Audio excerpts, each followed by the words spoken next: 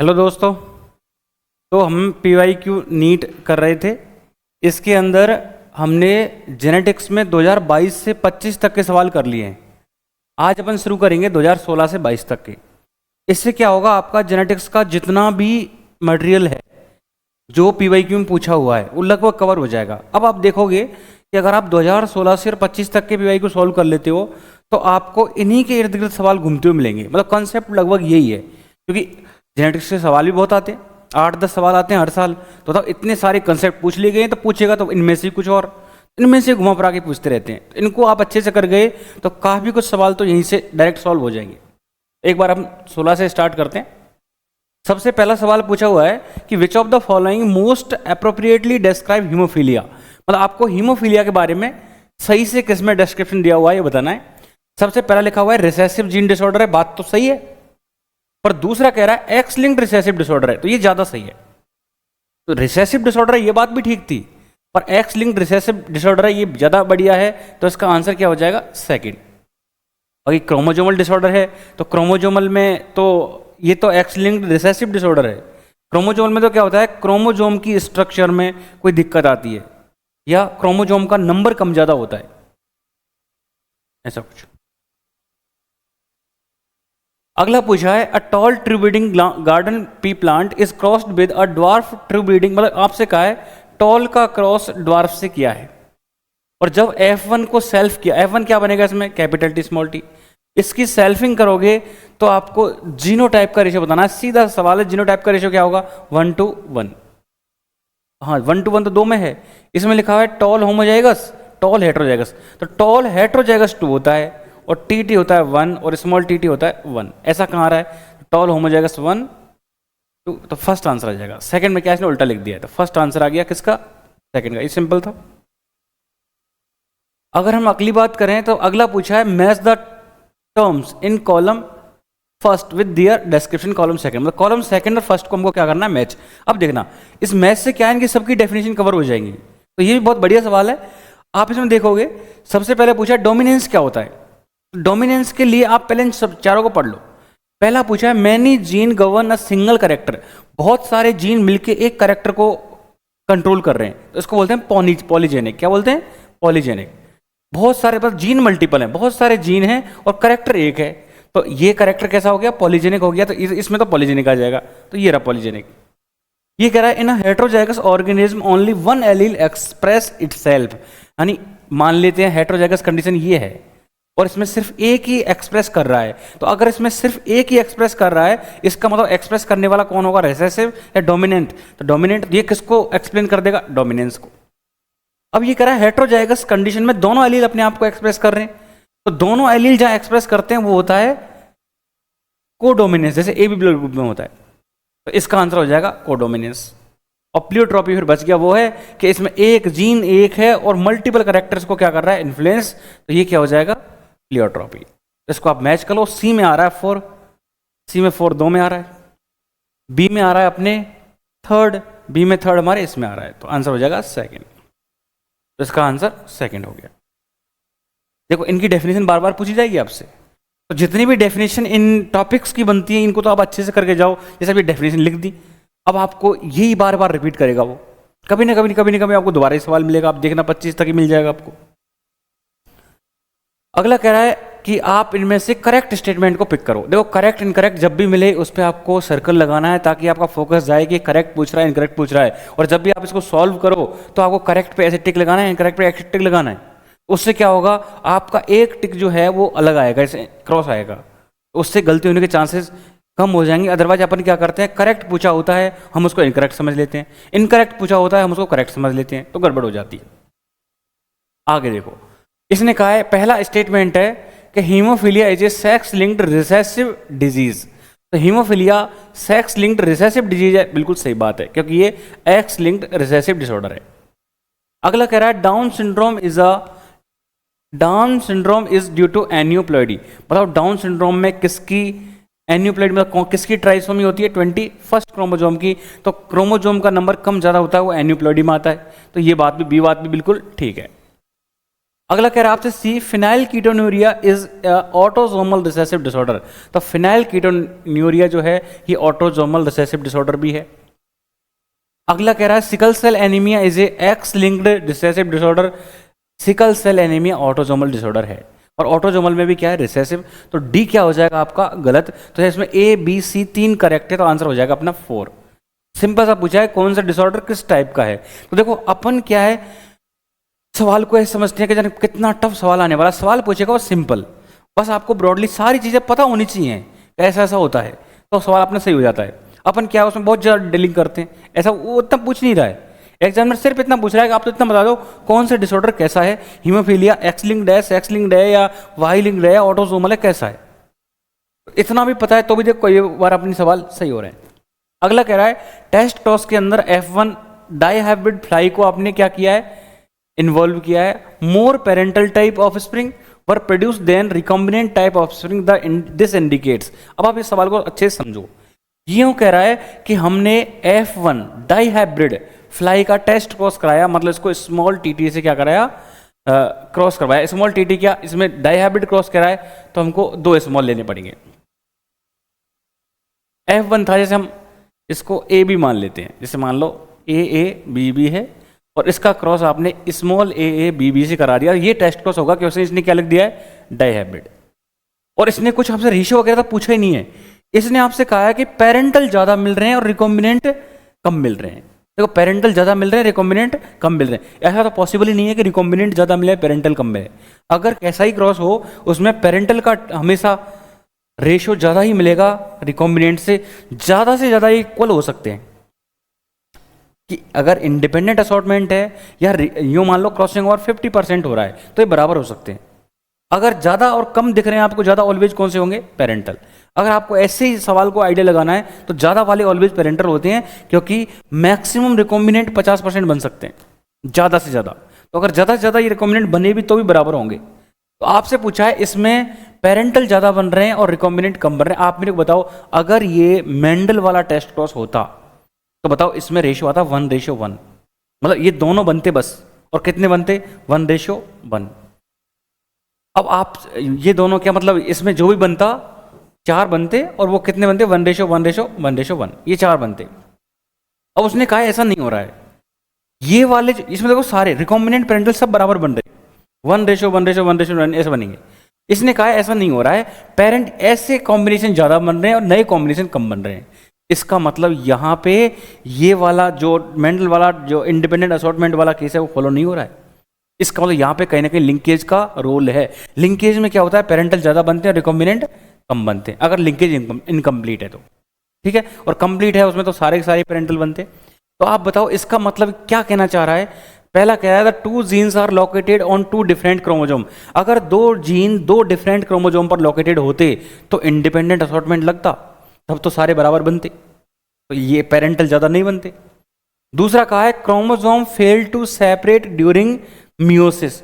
अगर chromosome meiosis के time पे सेपरेट होना भूल गए, सेपरेट नहीं हो पा रहे, तब तो आप बताओ ये केस ही अलग हो जाएगा। इसका मतलब तब तो एन्यूप्लॉइडी मतलब एबनॉर्मल प्रोजेनी बनेगी। अगला कह रहा है the 2 genes are linked and present on same chromosome. यही मैं आपसे कहना चाह रहा था, यानी ये पेरेंटल ज्यादा दिखा के उसने कहा है कि किसका केस है, लिंकेज का केस है, और लिंकेज भी कौन सी, इनकम्प्लीट वाली। तो ये ध्यान रखना, ये कौन सा हो गया अपना answer, 3rd। Both the characters are controlled by more than 1 gene. अभी तो वापस पॉलीजेनिक पे आ गया। आगे कह रहा है कि ट्रू ब्रीडिंग प्लांट इज, आपसे पूछा है ट्रू ब्रीडिंग प्लांट किसको बोलोगे आप। तो ट्रू ब्रीडिंग प्लांट जैसे मान लो मैं आपसे कहूं इन दोनों में से ट्रू ब्रीडिंग प्लांट, इन तीनों में से ट्रू ब्रीडिंग प्लांट कौन है। ट्रू ब्रीडिंग प्लांट वो है, जैसे इस वाले को आप ट्रू ब्रीड बोलोगे जिसमें एक कैरेक्टर बिल्कुल प्योर होता है, प्योर ब्रीड, प्योर को बोलते हैं हम true breed. True breed pure को बोलते हैं, प्योर इसमें ये रहा, यानी इसमें सिर्फ टॉल के लिए, इससे सारी प्रोजेनी टॉल ही बनेगी, इससे सारी प्रोजेनी ड्वार्फ बनेगी, ये ट्रू ब्रीड नहीं है, यानी होमोजाइगस सही है हमको, उसको हम ट्रू ब्रीड बोलते हैं। इसमें बताओ कहाँ लिखा हुआ है ऐसा, produce due to cross pollination among unrelated plants, नहीं। Near homozygous and produce offsprings of all of its own plants, ये जो कह रहा है कि ये नियरली कैसा होना चाहिए, होमोजाइगस, और अपने जैसे ही प्लांट बना रहा है, इसको आप ट्रू ब्रीड कहोगे, बात ठीक है। अगला कह रहा है ऑलवेज होमोजाइगस रिसेसिव, रिसेसिव जरूरी नहीं है, डोमिनेंट भी हो सकता है। ट्रू ब्रीड चाहिए हमको, तो देखो पहले वाला भी ट्रू ब्रीड है। अगला कह रहा है one that is able to breed on its own, जरूरी नहीं है, इसको आप किसी के साथ भी क्रॉस करा सकते हो। तो इसका मतलब हमारे लिए जो बेस्ट आंसर है इसमें से कौन सा हो गया, सेकंड, यानी जो एक करेक्टर के लिए प्योर है और अपने जैसे ये सारे टॉली बनाएगा, ये सारे ड्वार्फ बनाएगा अगर सेल्फिंग कराओगे तो। अगला क्वेश्चन कह रहा है if colour blind man Mary's a women who is homozygous for normal colour vision. इसने कहा है कलर ब्लाइंड मैन है येरा मैन, और इसको मैरी कराया है होमोजाइगस फीमेल से, और वो भी नॉर्मल विजन के लिए येरी फीमेल। अब आपसे पता है इनके सन की कलर ब्लाइंड होने की प्रोबेबिलिटी बताओ। आप बताओ इसका जो सन बनेगा उस सन में वाई तो आएगा फादर से, एक्स आएगा मदर से, तो आप 4 प्रोजेनी बना के नहीं भी देखोगे तो भी चलेगा। आप बताओ जो भी सन होगा उसमें वाई फादर से आएगा, ये फादर है और ये मदर है, मतलब वाई तो फादर से आएगा और एक्स ऑलवेज कहां से आएगा, मदर से। बताओ दोनों एक्स नॉर्मल है, तो क्या इस मेल चाइल्ड का कभी भी एक्स डिफेक्टेड हो सकता है क्या, नहीं हो सकता। तो एक्स तो नॉर्मल ही रहेगा क्योंकि एक्स फीमेल से आएगा और फीमेल एकदम नॉर्मल है। तो बताओ क्या इसका कोई लड़का या मेल चाइल्ड कलर ब्लाइंड हो सकता है, पॉसिबल नहीं है। तो बताओ इसका आंसर कितना जाएगा, 0। हाँ, अगर लड़की की पूछता तो आप बताओ लड़की में एक्स कहाँ से आता है, एक एक्स तो फादर से आएगा ही आएगा। तो जितनी भी लड़कियां होती हैं उनके पास एक्स ही तो होता ही होता, और दूसरा एक्स मदर से आता था, नॉर्मल होता। तो इसके अंदर देखो लड़कियां सारी ऐसी होंगी, लड़के सारे ऐसे होंगे, लड़की कैरियर मिलती, लड़के नॉर्मल। तो इसमें लड़के की कलर ब्लाइंड होने की प्रोबेबिलिटी कितनी हो गई है, 0। अगला सवाल अगला सवाल आपसे कह रहा है कि the genotype of a husband and wife are IAIB। इसको थोड़ा सा आप ढंग से लिख लेना, ऐसे लिखा हुआ है IAIB एंड IA I0। ये किसका जीनोटाइप लिखा है उसने, हस्बैंड का और वाइफ का। और उसने कहा among the blood types of their childrens how many different genotype and phenotype are possible. आप से सिंपल सा न्यूक्लियर का क्रॉस कराओ और क्रॉस करा के बताओ कितने जीनोटाइप और कितने फिनोटाइप बनेंगे। आप देखो इसको, इससे कितने टाइप के गैमेट बनेंगे, 2, एक IA वाला एक IB वाला। इससे भी कितने टाइप के गैमेट बनेंगे, 2, एक IA वाला एक I0 वाला।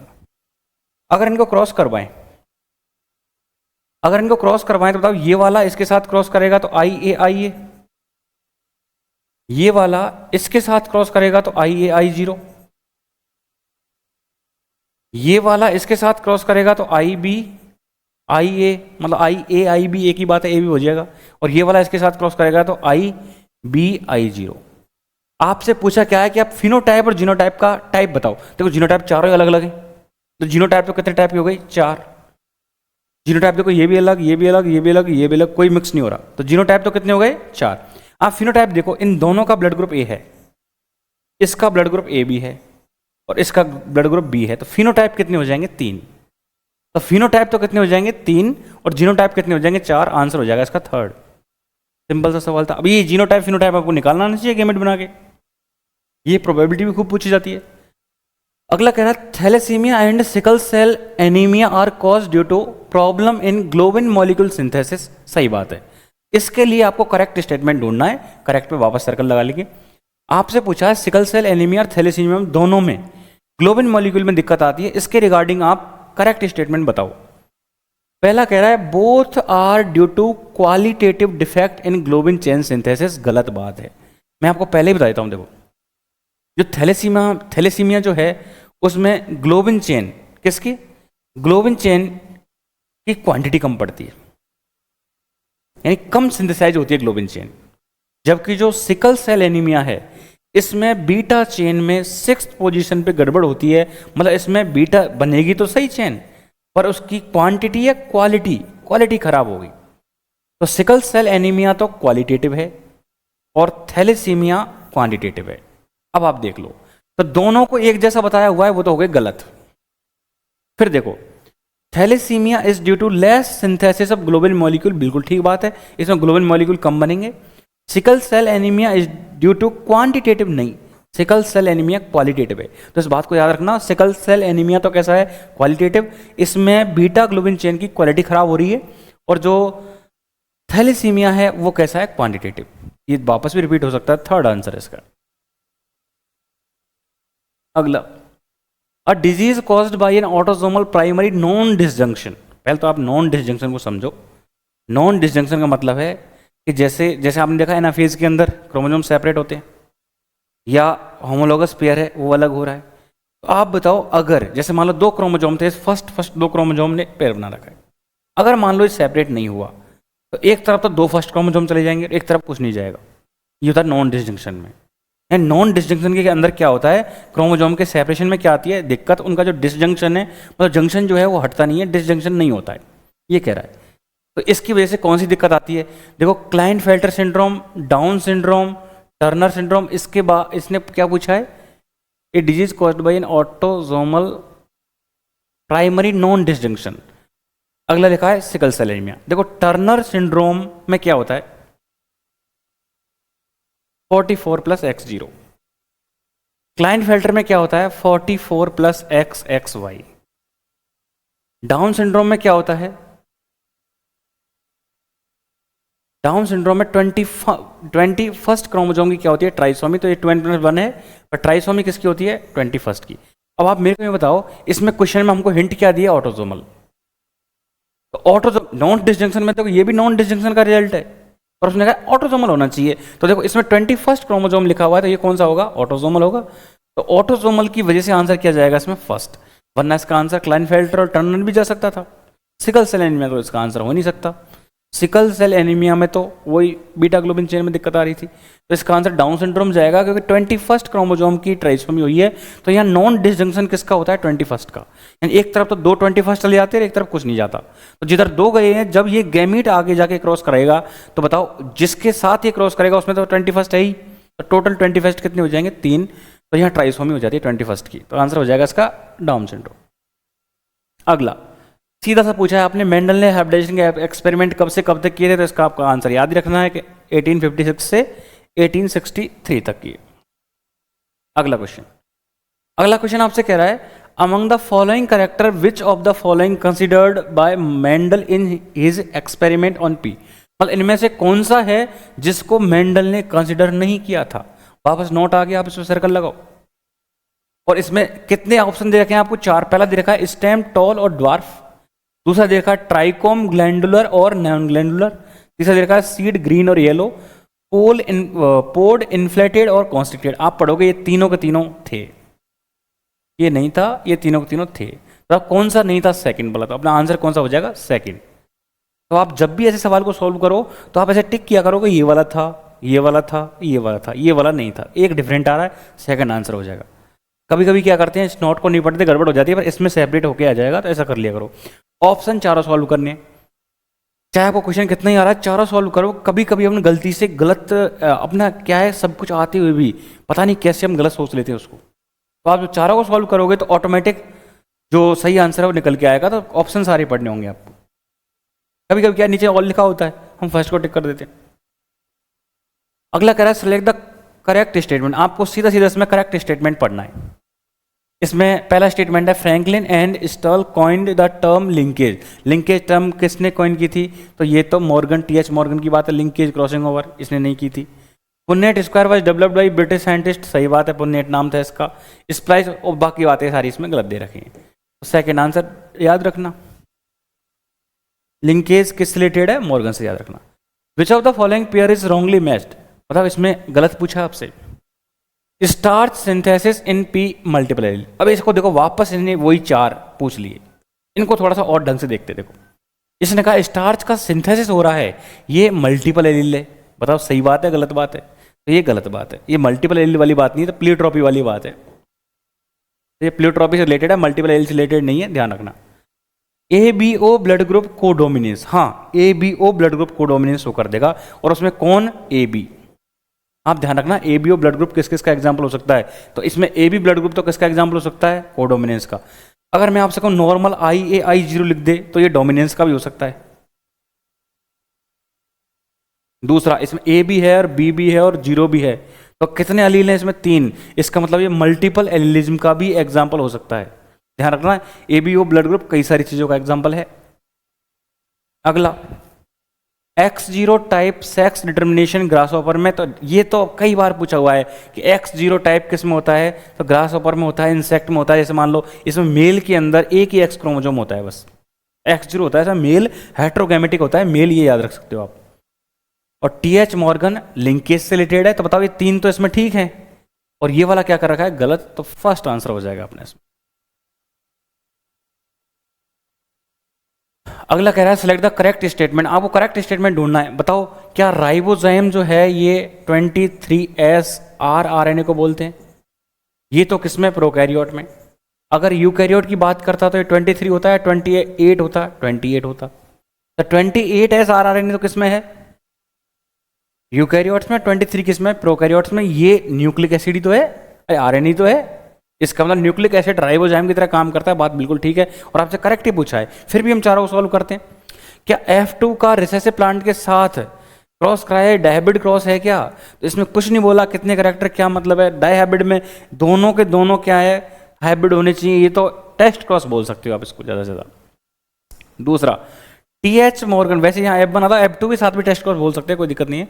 आप बताओ TH मॉर्गन जो है इसने ट्रांसडक्शन, कोई मतलब नहीं है इसका। TH मॉर्गन लिंकेज क्रॉसिंग और से रिलेटेड है। ग्रेगर जॉन मेंडल ने ट्रांसफॉर्मेशन नहीं किए थे, तो ग्रिफिथ वगैरह से रिलेटेड है। तो आपका आंसर आ गया इसमें फर्स्ट, सीधा सा। विच of the following characteristic represent inheritance of blood group in human? देखो मैं आपको अभी बता रहा था, वो क्वेश्चन आ गया। ये बहुत बढ़िया सवाल है कि ब्लड ग्रुप किस किस को रिप्रेजेंट करता है। क्या ब्लड ग्रुप डोमिनेंस को दिखा देगा? बिल्कुल दिखा देगा। देखो मैं आपसे लिखूं IA I0, इसमें I, इसका ब्लड ग्रुप होगा A, और मैं लिखूं I0 इसका ब्लड ग्रुप होगा O। तो आप बताओ ये डोमिनेंट, इसमें ये वाला एलील डोमिनेंट है, तो ये डोमिनेंस को शो करेगा। दूसरा डोमिनेंस का करेक्टर हो गया। को डोमिनेंस मैंने आपको बताया था, AB ब्लड ग्रुप में दोनों अलील अपने आप को एक्सप्रेस करेंगे, A वाला भी होगा और B वाला भी, तो ये भी ठीक हो गया। मल्टीपल एलील, इसमें 3 अलील हैं, A B और एक 0 वाला। इनकम्प्लीट डोमिनेंस का इससे कोई मतलब नहीं है। ब्लड ग्रुप इनकम्प्लीट डोमिनेंस इसमें कहीं भी नहीं आ रहा है। अगर इनकम्प्लीट डोमिनेंस होता तो यहाँ AB ब्लड ग्रुप आता, कोई नया ही आता, नया ही आता। इनकम्प्लीट डोमिनेंस में तो 2 जीन हैं, दोनों अगर साथ में आ गए, हेटेरोजाइगस कंडीशन आ गई, तो वो कुछ नई चीज़ बनाते हैं, यानी दोनों का इंटरमीडिएट टाइप बनाते हैं। तो ये इनकम्प्लीट डोमिनेंस नहीं है। पॉलीजेनिक इनहेरिटेंस में क्या होता है, बहुत सारे जीन मिलके एक कैरेक्टर को डिसाइड करते हैं। यहाँ ऐसा नहीं है, यहाँ जीन तो एक ही है और उस एक जीन की एलील मल्टीपल है। तो ये मल्टीपल एलील का एग्जाम्पल है, ये पॉलीजेनिक इनहेरिटेंस का नहीं है। इसमें बार बार कंफ्यूज मत होना। तो E B इसमें गलत है, तो इसके आंसर हो जाएंगे कौन कौन से, A B और C। D और E क्या हो जाएंगे इसके, गलत। तो इसमें A B C कहाँ लिखा हुआ है, सेकंड में आंसर आ जाएगा अपना सेकंड। अगला क्वेश्चन, इसमें लिखा हुआ है women has X linked condition in one of her X chromosome, this chromosome can be inherited by.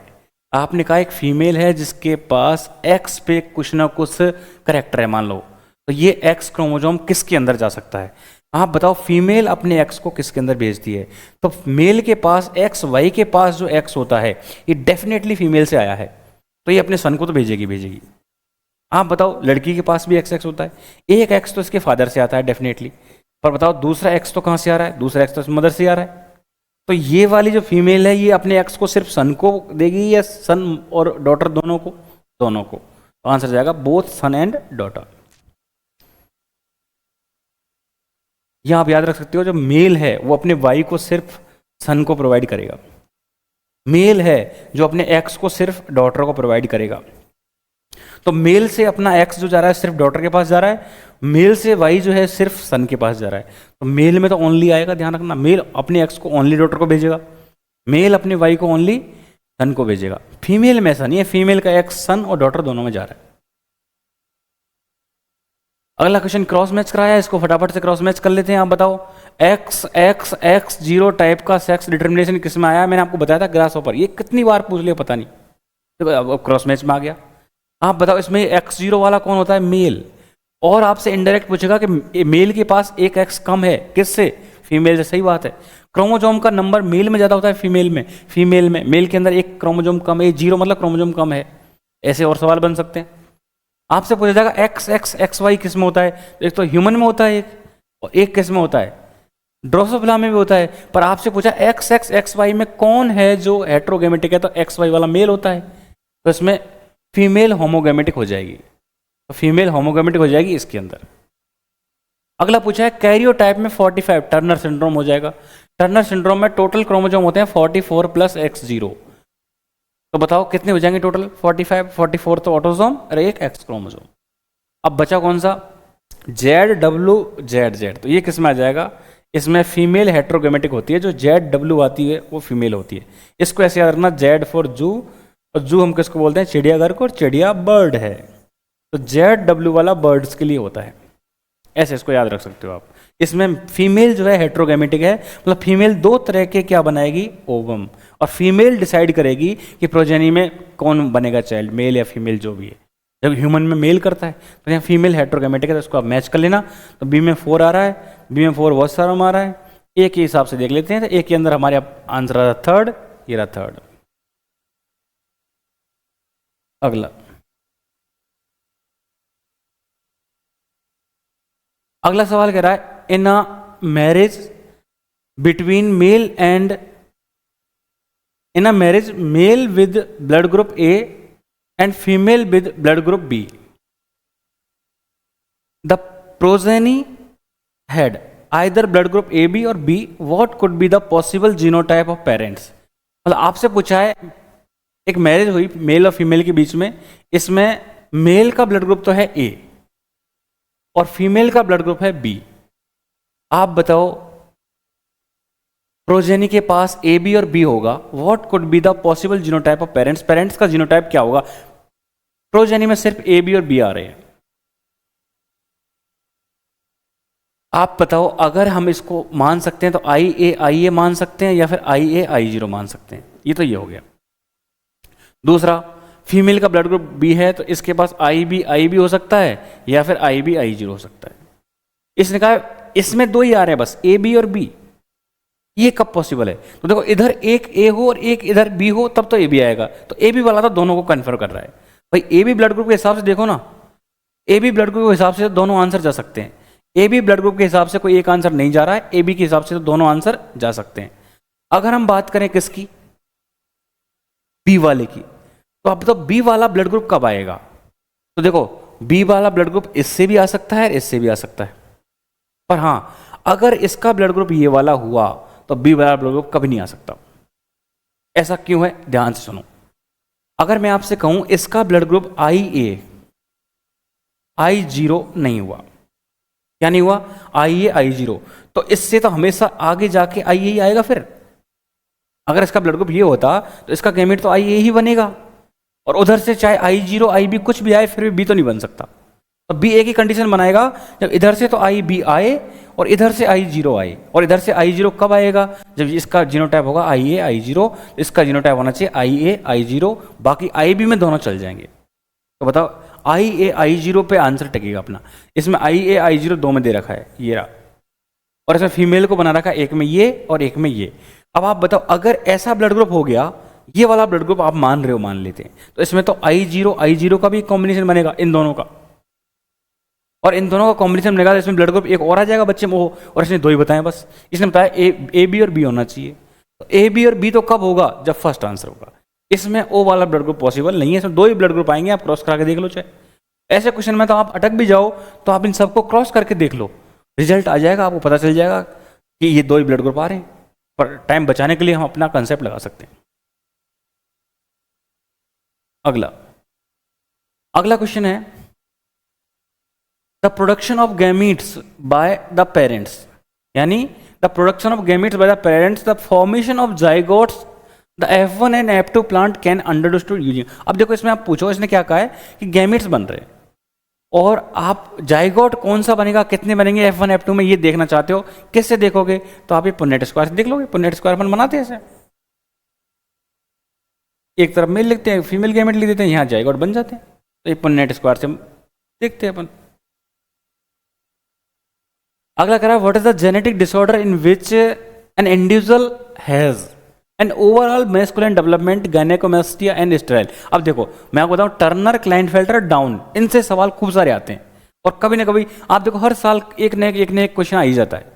आपसे पूछा क्या है इसमें कि आप तो सिर्फ इतना बता दो कि इसमें गायनेकोमास्टिया है, मैस्कुलिन डेवलपमेंट है, और स्टेराइल है, तो ये कौन होगा, तो ये होगा क्लाइनफेल्टर। क्लाइनफेल्टर का जीनोटाइप होता है 44 प्लस एक्स एक्स वाई।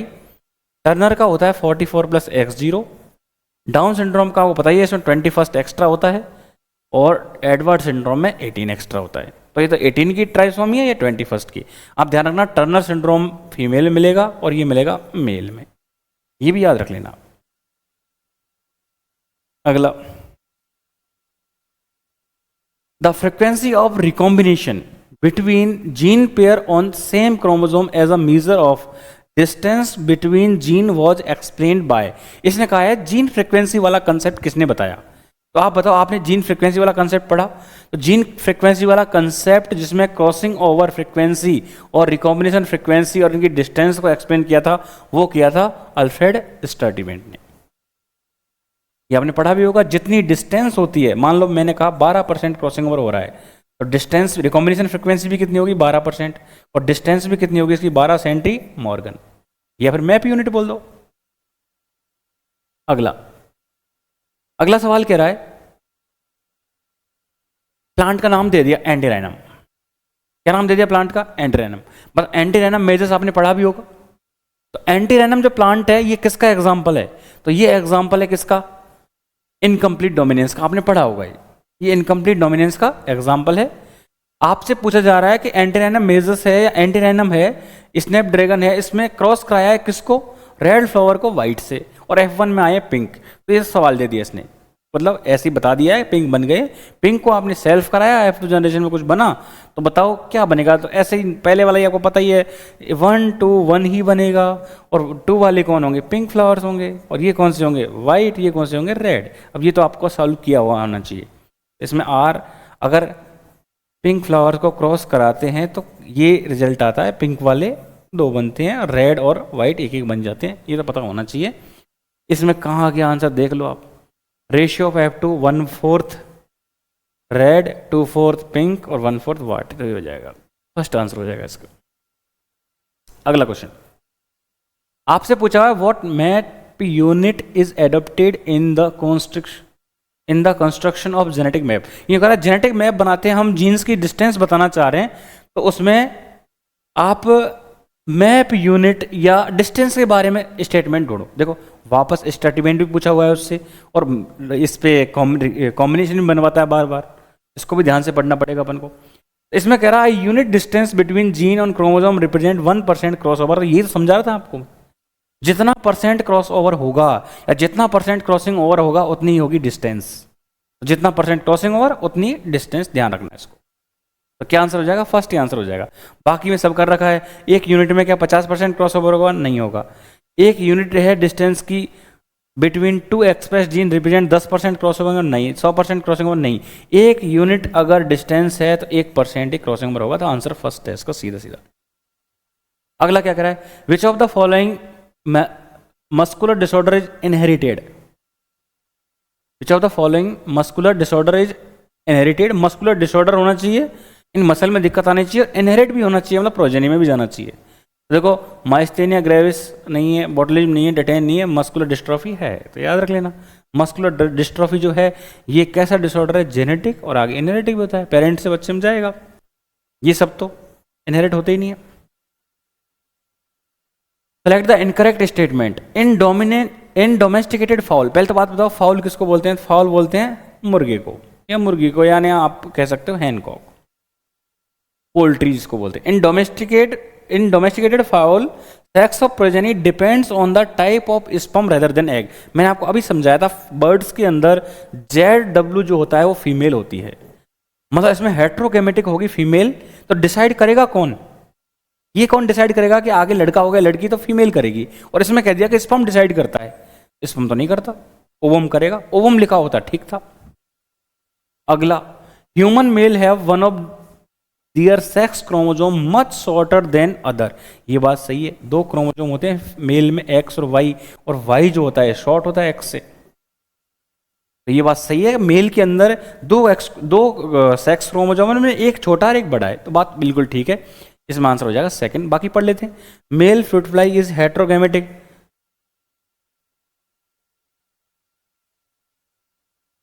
इसमें पूछा क्या है? इनकरेक्ट पूछा है, तो ये तो करेक्ट, देखो मैं वही गलती कर जाना था, इसमें ये क्रॉस हो गया, ये सही है, ये भी सही है। और इन मेल ग्रासओवर आपको भी बताया था मैंने, एक्स जीरो होगा। 50% of sperm have no sex chromosome, सही बात है।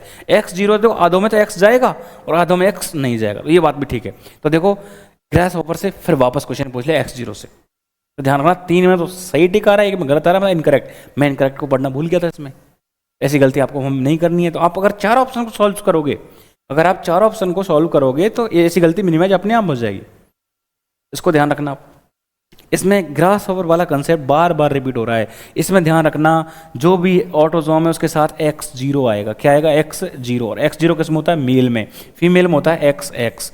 मेल इसमें हेट्रोगेमेटिक है, फीमेल होमोगेमेटिक है, ये याद रखोगे। अगला कह रहा है select the correct match, correct match को सिलेक्ट करना है। थैलेसीमिया ऑटोजोमल है, गलत हो गया। हीमोफीलिया वाई लिंक्ड है, गलत हो गया। भाई थैलेसीमिया ऑटोजोमल है, इसमें एक्स लिंक लिखा हुआ है तो गलत हो गया। हीमोफीलिया एक्स लिंक्ड है, इसमें वाई लिखा हुआ है, गलत हो गया। ये दोनों तो गलत हो गए। फिनाइल कीटोनूरिया ऑटोजोमल रिसेसिव है, डोमिनेंट, गलत हो गया। और sickle cell anaemia autosomal recessive है, सही हो गया। देखो पहले भी सवाल पूछा हुआ है, और ये याद रखना सिकल सेल एनीमिया को कौन से क्रोमोसोम पर रिप्रेजेंट कर रखा है, इसके जीन कहाँ होते हैं? क्रोमोसोम 11 पे। पहले भी सवाल पूछा हुआ है कौन सा डिसऑर्डर किस टाइप का है। तो जब आप रीड करो तो आप देखो कि किस डिसऑर्डर को किस टाइप का बता रखा है। अपन उसमें बहुत ज़्यादा डिटेलिंग पढ़ते हैं, पहले ये तो देखें कौन सा किस टाइप का है, उस पर भी फोकस करना पड़ेगा। तो इसका आंसर हो गया 4th। और ये आप ध्यान रखना क्रॉस और यस लगाना, ताकि वहाँ जाके ये मिस्टेक ना हो। कम से कम आप 4 ऑप्शन को सॉल्व करोगे तो कम से इनकरेक्ट करेक्ट ये वाली दिक्कत तो गायब हो जाएंगी। 3 कट लगेंगे और 1 सही जाएगा, तो सही वाला आंसर है। अगला क्वेश्चन कह रहा है identify the wrong statement with reference to the gene I. I के रेफरेंस में आपको क्या बताना है? रॉन्ग स्टेटमेंट बताना है, रॉन्ग बताना है। Control ABO blood group. देखो एबीओ ब्लड ग्रुप पे वापस क्वेश्चन रिपीट हो रहा है। हम क्या है उसमें थ्योरी में जितनी भी चीजें सबको पढ़ते रहते हैं। अब देखो इसमें क्या क्वेश्चन पूछ रहा है, इनकम्प्लीट डोमिनेंस पूछ रहा है, स्टेटमेंट वाले मैप यूनिट में पूछ रहा है बार बार, इन बीमारियों में पूछ रहा है, सिकल सेल एनीमिया में पूछ रहा है, थैलेसीमिया पूछ रहा है। किस टाइप के क्वेश्चन आ रहे हैं उस पर आप ज्यादा ध्यान दो। देखो पहला कह रहा है person will have only 2 of 3 allele. बिल्कुल सही बात है, एक पर्सन के पास 2 एलील होंगे। भाई एलील इसके 3 हैं, पर पर्सन के पास 2 ही हो सकते हैं। आई ए आई हो सकता है, आई ए आई बी हो सकता है, आई ए आई जीरो हो सकता है। एक पर्सन मैक्सिमम कितने रख सकता है? 2। 3 कभी पॉसिबल नहीं है, क्योंकि डिप्लॉयड ऑर्गेनिज्म में एक जैसे मिली, मतलब डिप्लॉयड ऑर्गेनिज्म के अंदर एक जीन को कंट्रोल करने वाले कितने एलील मिल सकते हैं? 2 ही मिल सकते हैं बस। एक जीन की 2 कॉन्ट्रास्टिंग ट्रेट मिल सकते हैं, मतलब फैक्टर मिल सकते हैं। अगला कह रहा है when I A and I B are present together they express same type of sugar. ये बात हो गई गलत, शुगर आप पढ़ी हुई है आपने। आप बताओ आई ए और आई बी किसका एग्जाम्पल है? कोडोमिनेंस का। मतलब दोनों एक जैसे इफेक्ट शो करते हैं, अलग अलग। ए अलग है और बी अलग है, ए एंटीजन अलग है, बी अलग है। ए में अलग टाइप की शुगर है, बी में अलग टाइप की शुगर है। तो ध्यान रखना ये गलत बात है, सेम टाइप की शुगर को रिप्रेजेंट नहीं करते हैं, तो ये रॉन्ग हो गया। अब कह रहा है आई ए और I B present together they express different type of sugar. बिल्कुल ठीक बात है। The gene I has 3 alleles. बिल्कुल ठीक बात है, तो इसमें 3 एलील होते हैं, तो ये भी ठीक बात है। दूसरा इसमें गलत हो गया, तो आंसर हो गया 2nd। इस 3 एलील पे एक बात और याद रखना, ये मल्टीपल एलील वाला एक क्वेश्चन पूछा जाता है कि आप इसमें एक फॉर्मूला याद रखोगे n+1 डिवाइडेड बाई 2, और n होता है यहाँ पे एलील्स का नंबर, ये कितने एलील हैं, और इससे आपको टोटल जीनोटाइप का नंबर पता चलेगा, कितने टाइप के जीनोटाइप बनेंगे। जैसे आप ब्लड ग्रुप में देखोगे ना, तो आई ए से 2 मिले बनेंगे आपको, आई ए आई और आई ए आई जीरो। आई ए बी से एक ही बनेगा, आई बी से आई बी आई जीरो और आई बी बन जाएंगे। और कौन सा बच गया? आई ओ आई जीरो। टोटल जीनोटाइप गिन लो आप, 1 2 3 4 5 6 जीनोटाइप बन रहे हैं। अब ये तो तब है जब कितने मल्टीपल एलील हैं? 3। तो आप मल्टीपल एलील का नंबर 3 रख के देखोगे तो आप इसमें 3 + 1 डिवाइडेड बाई 2 करोगे तो 3 + 1 4 को 3 से मल्टीप्लाई करो 12 को 2 से डिवाइड करो 6 आंसर आ जाएगा। तो जीनोटाइप कितने बन गए? 6। तो ये आ गया आंसर। उल्टा भी पूछ सकता है, वो कहेगा कि अगर मान लो टोटल 6 जीनोटाइप बन रहे हैं, टोटल कितने जीनोटाइप बन रहे हैं? 6। तो बताओ कितने मल्टीपल एलील होंगे? 3। इस फॉर्मूले में रख के देख लो आप। भाई इसमें आप 2 रख के देखो, 3 रख के देखो, 4 5, इतनी छोटी मोटी कैलकुलेशन पूछता है वो। मैं आपसे कहूँ 4 और 4 + 1 5, 5 को 4 से मल्टीप्लाई करो 20, 20 में 2 से डिवाइड करो 10। मैंने आपसे कहा 10 टाइप के जीनोटाइप बन रहे हैं, मल्टीपल एलील का नंबर बताओ, 4 आंसर जाएगा। तो आपको डरना नहीं है, इस फॉर्मूले में रख के देख लेना, हो जाएगा सवाल। तो ये क्वेश्चन भी इंपॉर्टेंट है, ध्यान रखना इसको। अगला कह रहा है experimental verification of chromosomal theory of inheritance. अब देखो इसमें यहां उसने बहुत बड़ा ट्रैप कर दिया कि एक्सपेरिमेंटली वेरीफाई किसको किया, बताओ किसने किया? ये क्रोमोसोमल थ्योरी ऑफ इनहेरिटेंस तो क्रोमोसोम के बारे में किसने बताया? सट्टन वोवेरी ने। पर इसने कहा कि उसको एक्सपेरिमेंटली वेरीफाई किसने किया है? तो एक्सपेरिमेंटली वेरीफाई किया था मॉर्गन ने, याद रखना इसको। अगला सवाल, इसमें क्रॉस मैच पूछा है। क्रॉस मैच में कह रहा है select the correct statement, correct match करना है। पहला कह रहा है phenylketonuria, sickle cell anaemia, thalassaemia, haemophilia. Phenylketonuria क्या होता है बताओ? Autosomal recessive. Sickle cell anaemia क्या होता है?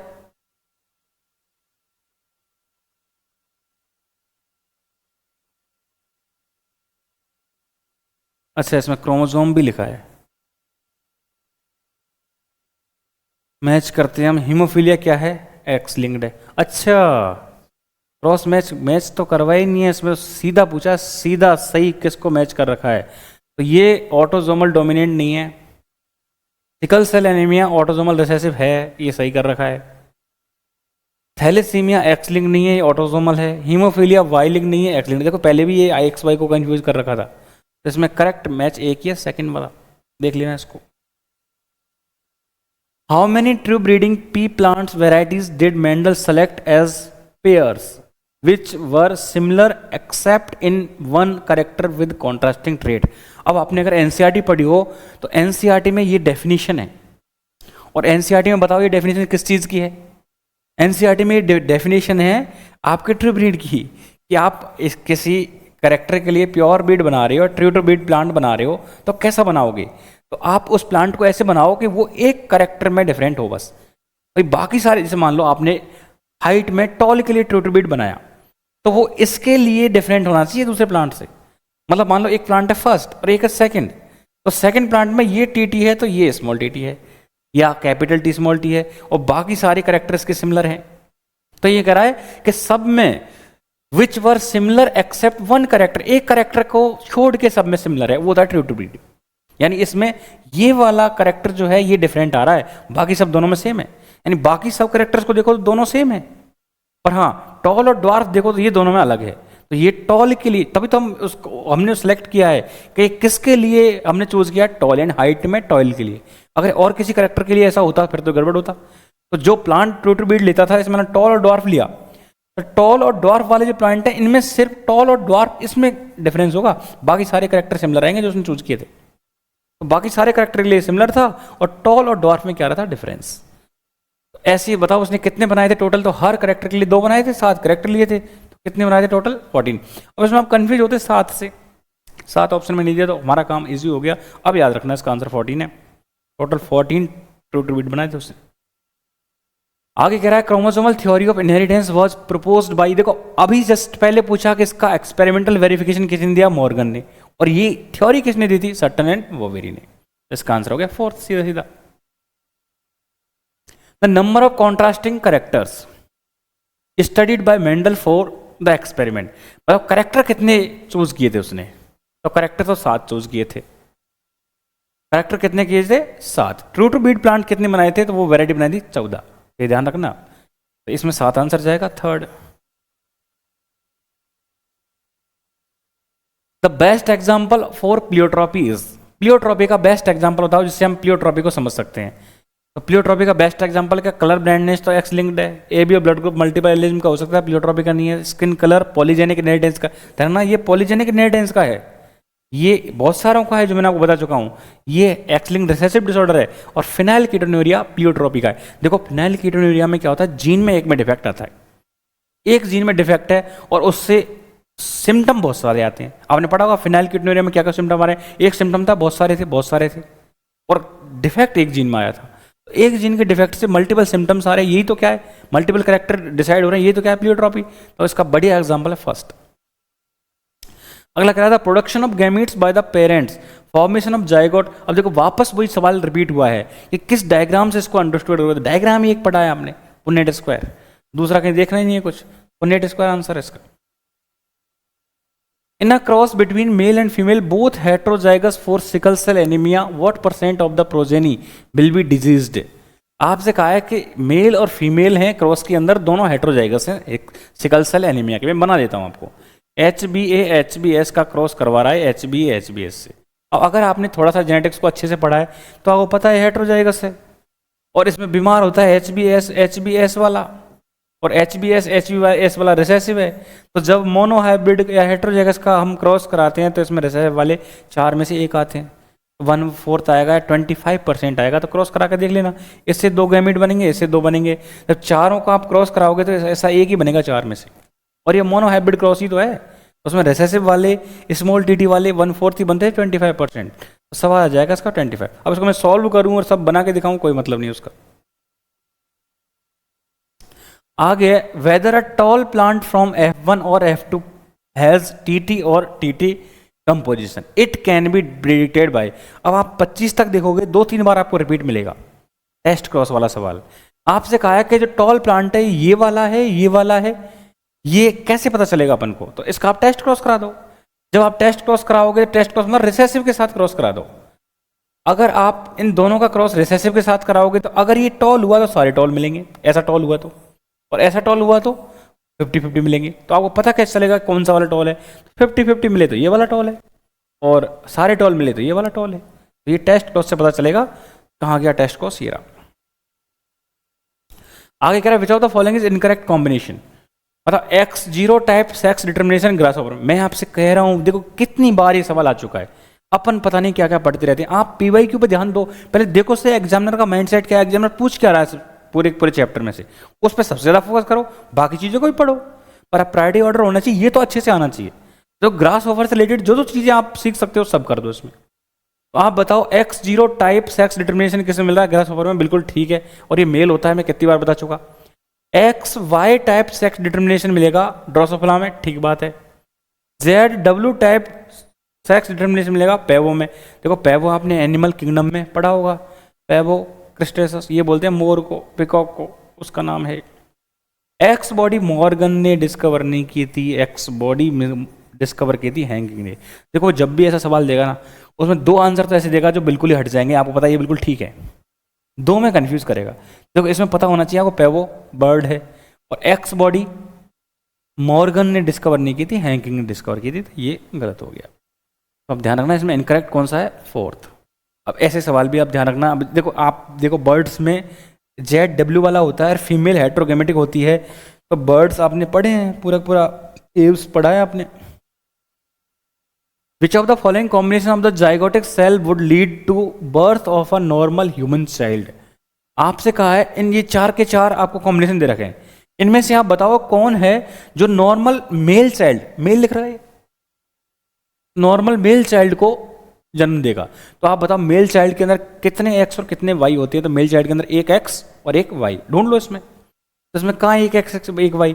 ओनली 1 एक्स से काम चलेगा नहीं, 1 एक्स होना चाहिए और 1 क्या होना चाहिए? वाई। तो आंसर हो जाएगा 4। फीमेल पूछता तो 2 एक्स हो जाते, सीधा सवाल था।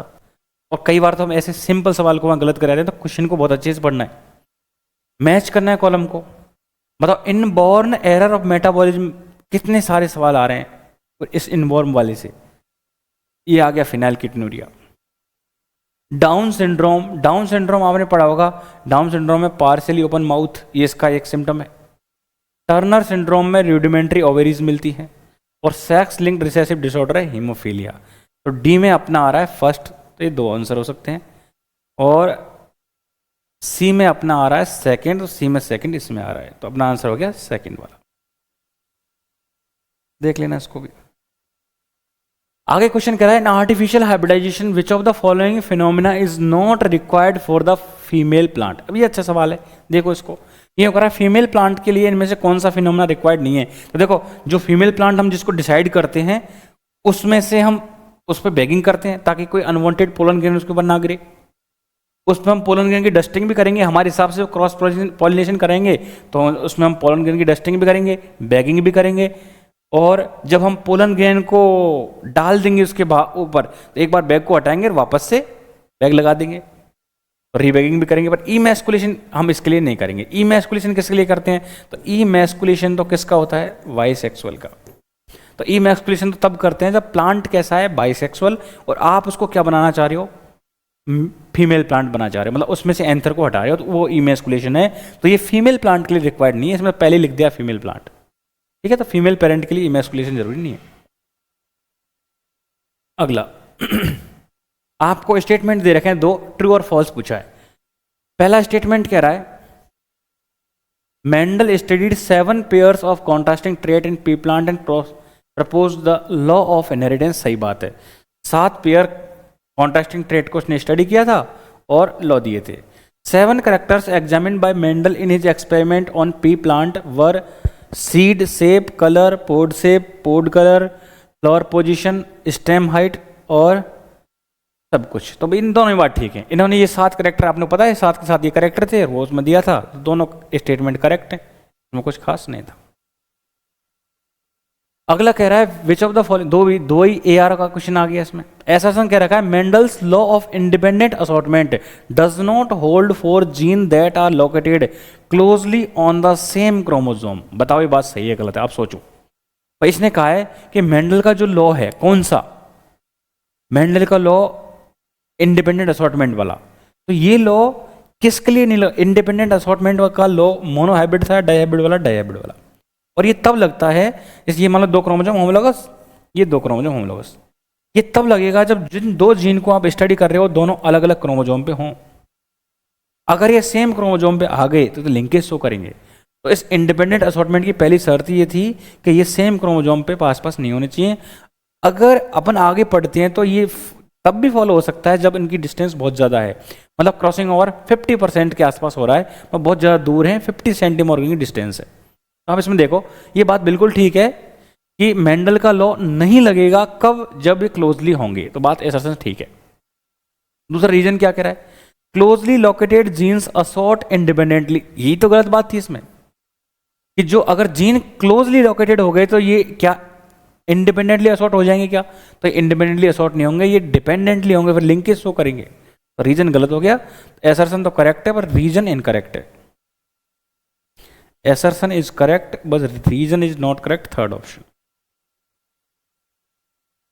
अगला क्वेश्चन आपसे, ये मैपिंग कराई है, जीन को अरेंज करवाया, ऐसा पैटर्न आजकल पूछा जा रहा है, तो उसको ढंग से समझ लेते हैं। मैंने एक बार क्या कहना चाह रहा है, आपको A B C D E ऐसे दे दिए और इनके बीच में डिस्टेंस दी, तो आप उसको जब सॉल्व करो तो सबसे पहले जो सबसे ज्यादा डिस्टेंस वाले हैं उसको लिख दो।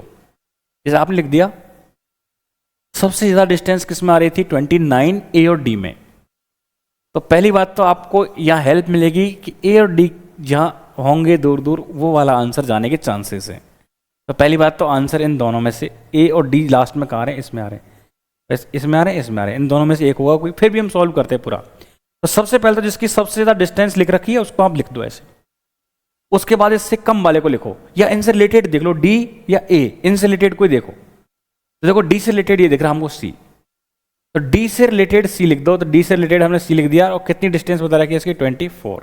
और C आप इधर भी 24 लिख सकते हो। C हमें नहीं पता किधर है C, ज्यादातर चांसेस है अंदर की तरफ ही होगा, फिर भी देख लेते हैं। दूसरा C और A देखो आप कहीं लिख रहा है क्या? तो इसने A और C कहीं लिखा है, तो ये लिख दिया A और C, और A और C को लिखा है 5। आप बताओ A और C को मैं 5 लिखूं और इसको 24 लिखूं, टोटल 29 आ रहा है, टोटल 29 आ रहा है, ठीक है। पर मैं इधर अगर A और C को 5 लिखना चाहूं, A और C के बीच में 5 डिस्टेंस है, तो ये वाला बिल्कुल खत्म हो जाएगा यहां से, क्योंकि अगर A और C के बीच की डिस्टेंस 5 हो तो इसको A मानो और इसको C मानो, तो डिस्टेंस बहुत ज्यादा जा रही है, 5 नहीं जा रही है, तो ये कट गया। अगला क्वेश्चन अगर आपसे पूछा जाए अगले क्वेश्चन में, इसमें अगले में, तो ए तो आपने काट दिया, इसको मैं हटा ही देता हूँ, लोग हटाते नहीं, रहने देते हैं। अब अब आपको पता चल गया ACD आएगा, ACD दोनों में पता चल रहा है। पहले B आएगा C आएगा, देख लेते हो। तो हम B C का या B से कोई रिलेशन देखते हैं। देखो A और B का बता रखा है 20, मैं इधर लिख देता हूँ B, और यहाँ लिख देता हूँ 20, और इधर भी लिख देता हूँ B20। आगे देखते हैं, आगे लिख रखा है B और D का 9, आप बताओ डी ये रहा, एक आप इसको बी मान रहे हो, एक आप इसको बी मान रहे हो। अगर आप बी और डी के बीच में 9 डिस्टेंस मान रहे हो तो बी और डी के बीच में यहां से 9 मानो एक बार, तो यहां से 9 मानोगे तो देखो 9 ये 20 ये टोटल 29 था, मिक्स हो गया तो सही है। पर अगर आपसे पूछे इसको आप बी मानते तो 20 तो ये हो जाता और बाकी बचा हुआ ये होता, तो क्या ये 9 आता है? बहुत ज़्यादा आता, बहुत ज़्यादा आता, तो आंसर अपना कौन सा? ये 9 वाला ठीक है। ऐसे आप अरेंज करके देख सकते हो कि सबसे पहले सबसे ज़्यादा वाले को लिख दो, फिर डी से रिलेटेड को लिखो, दोनों तरफ लिखो, फिर जो भी लिखा है उसको इसके साथ मैच करके देखो, एक कट जाएगा अपने आप, तो ऐसे काटते हुए लिखो। अब ऐसे क्वेश्चन में आपको क्या करना है, बहुत ज़्यादा टाइम नहीं लगाना है। अगर आप बहुत ज़्यादा कंफ्यूज हो रहे हो तो इनको रख के देख लो। दो तो मैंने आपको एलिमिनेट करवा दिए, कैसे? जो ज़्यादा डिस्टेंस वाले हैं उनको लिख दो पहले, तो उन दो में से आंसर आपका सेट हो जाएगा। और इनको आप मैच करके देख लो कि ए और सी रख के देख लो जो वैल्यूज़ हैं, और जिसमें फिक्स हो गया यानी वैल्यूज फिट हो गई, जैसे आपने देखा ए और बी का आ रहा था 20 और बी और डी का आ रहा था 9 और ये ए से और डी तक का आ रहा था 29, ये यहाँ क्लियर हो जाएगा। तो अगर आप इसमें फंस रहे हो तो आप रख के देख लो वैल्यूज ऑप्शंस में, आंसर आपका आ जाएगा एकदम ठीक। तो ये तो मेंटल एबिलिटी जैसा क्वेश्चन हो जाएगा। आगे पूछा X0 टाइप। अब बताओ 2016 से और 22 तक के बीच में ये सवाल कम से कम 4 से 5 बार रिपीट हो चुका है, और 25 तक देखोगे जाने कितनी बार रिपीट हो गया है। तो ऐसे अब देखो क्या पैटर्न है, क्या पूछा जा रहा है, उनको तो कम से कम अच्छे से देख के जाओ। तो X0 टाइप का जो है किस में होता है? ग्रास ओवर में। ग्रास ओवर ही पूछा जाता है सीधा, वो चेंज भी नहीं कर रहा है, कोई दूसरा नाम भी नहीं दे रहा है, तो ग्रास ओवर आंसर हो जाएगा इसका। अगला, which of the following occurs due to presence of autosome linked dominant trait. तो ऑटोजोमल डोमिनेंट ट्रेट कौन सा हो गया? देखो सिकल सेल एनीमिया रिसेसिव है, ऑटोजोमल तो है, रिसेसिव है, ये एक्स लिंक्ड हो गया। ये ऑटोजोमल है लेकिन रिसेसिव है, तो ये कौन सा हो गया? Autosomal dominant. तो मायोटोनिक डिस्ट्रोफी को तो आप याद रख लेना, ये ऑटोजोमल डोमिनेंट है। इनमें आपको मैच करवाया है, मैच वाला सिंपल होता है, वही देखो पहले वाला पूछा हुआ है। इनबॉर्न एरर है, फिनाइल एलिन वाला, तो कौन सा हो जाएगा? फिनाइल कीटोनुरिया, यही आ रहा बार बार, तो सी में आ जाएगा फर्स्ट, और सी में फर्स्ट कईयों में आ रहा है। हीमोफीलिया जो है ये सेक्स लिंक्ड रिसेसिव डिसऑर्डर है, और डिफेक्ट आता है ब्लड कोगुलेशन में। ये थोड़ा सा इधर डाइवर्ट हो गया, ये ब्लड कोगुलेशन इधर लिख देना। तो haemophilia sex linked recessive disorder है। आगे डाउन सिंड्रोम की बात करो तो इसमें 21st क्रोमोसोम की एडिशनल कॉपी होती है, और क्लाइनफेल्टर की बात करो तो ये होती है। तो आप देखो PYQ में ही आप देखोगे तो ये सारी चीज़ पहले हम डिस्कस कर चुके हैं, मतलब आप पूछी गई हैं, इनको हम पहले पढ़ चुके हैं, यही पूछा जाता है। तो ये आप मैच कर लो। तो बी में कौन सा है हमारा? 4, और बी में 4 एक में ही आ रहा है, आंसर हो जाएगा 4 वाला आंसर हो जाएगा। बी में हमारा 4 ही आ रहा है, 4 ही आ रहा है, हो गया आंसर।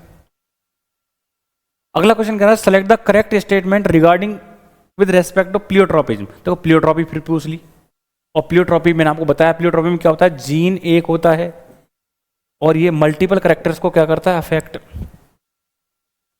देखो a gene is said to be pleiotropic if affect more than one trait, बिल्कुल ठीक बात है, ये ठीक है। अब कभी कभी क्या हम इनको नहीं पढ़ते, इसको पढ़ के ए वाला आंसर फर्स्ट वाला भर देते हैं, इसलिए सारे ऑप्शन क्लियर करो। दूसरा कह रहा है phenylketonuria is example of pleiotropy, बिल्कुल ठीक बात है, ये भी हमने कई बार पढ़ चुके हैं। अगला कह रहा है a condition where one gene has several alleles. आप बताओ एक जीन के पास बहुत सारे अलील होते हैं, क्या ये प्लियोट्रोपिज्म है या गलत हो गया? ये प्लियोट्रोपिज्म नहीं है, ये तो मल्टीपल एलिलिज्म है।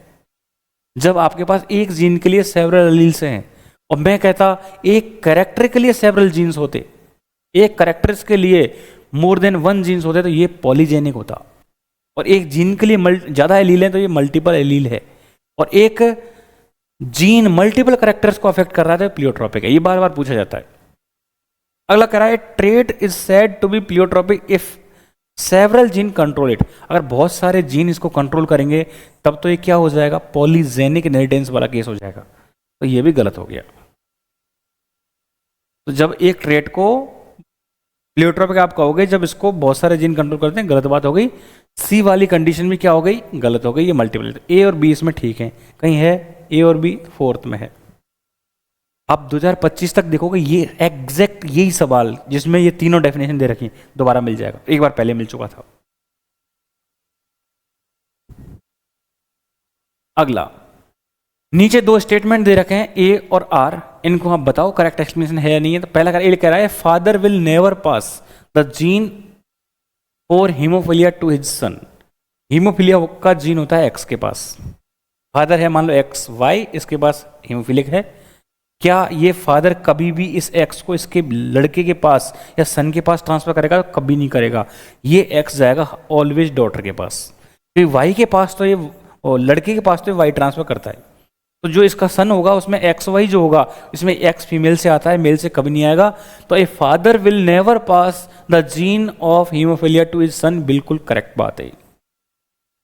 दूसरा कह रहा है रीजन है haemophilia is a sex linked and x linked recessive trait. तो ये बिल्कुल ठीक बात है कि एक्स लिंक्ड ट्रेट है, तभी तो ये कभी भी लड़के के पास इसको लड़के के लिए पास नहीं कर पा रहा। अगर मान लो ये वाई लिंक्ड होता तो पास कर देता। तो बताओ फादर जो है ये हीमोफिलिया को लड़के में क्यों नहीं पहुंचा पाया? क्योंकि ये एक्स लिंक्ड था, लिख दिया एक्स लिंक्ड था। तो ये करेक्ट एक्सप्लेनेशन भी है, इसका आंसर हो जाएगा सेकंड। अगला क्वेश्चन आपसे स्किन कलर के लिए एक फिनोटाइप दे रखा है। एक तो दे रखा डार्क, एक देखा रेंज ऑफ कलर शेड, और एक देखा वाइट। तो आप बताओ अगर ये क्वालिटेटिव ट्रेट होता तो डार्क या वाइट आता? उसमें तो ज़्यादा डार्क आएगा या वाइट आएगा। अब उसने बीच में कुछ इंटरमीडिएट रेंज भी दे रखी है। इसका मतलब इससे हमको आइडिया लग चुका है कि ये क्वांटिटेटिव ट्रेट है, क्वालिटेटिव नहीं है। यानी ये क्वांटिटेटिव ट्रेट है, मतलब इसको एक जीन अफेक्ट कर रहा है या जीन की क्वांटिटी अफेक्ट कर रही है। क्वांटिटी, जितने डोमिनेंट जीन होंगे वैसा करेक्टर आएगा।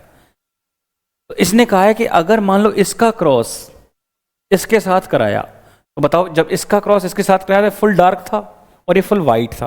मतलब डार्क का क्रॉस कराया आपने वाइट के साथ, डार्क में सारे कैपिटल हैं, वाइट में सारे स्मॉल है। और जब क्रॉस कराओगे तो इनके क्रॉस से बनेगा हाइब्रिड, ट्राई हाइब्रिड ऐसा।